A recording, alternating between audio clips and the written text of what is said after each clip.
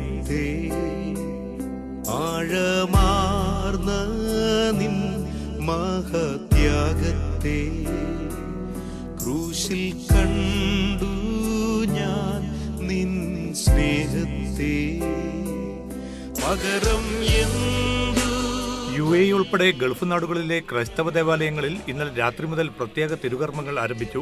Dubai saint Thomas orthodox കത്തീഡ്രലിൽ നടന്ന Easter പ്രാർത്ഥനകൾക്ക് മലങ്കര ഓർത്തഡോക്സ് സഭയുടെ പരമാധ്യക്ഷൻ ബസേലിയോസ് മാർത്തോമാ പൗലോസ് ദ്വിതീയൻ കാത്തോലിക്ക ബാവ മുഖ്യ കാർമ്മികത്വം വഹിച്ചു. ഉയിർപ്പ് പെരുന്നാളിന്റെ പ്രത്യേക പ്രാർത്ഥനകൾ, പ്രദക്ഷിണം, വിശുദ്ധ കുർബാന തുടങ്ങിയവയിൽ ആയിരങ്ങൾ അണിനിരന്നു.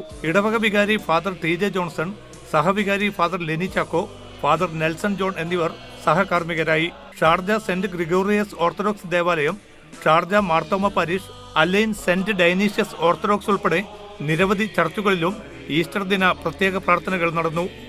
Media 1 Dubai.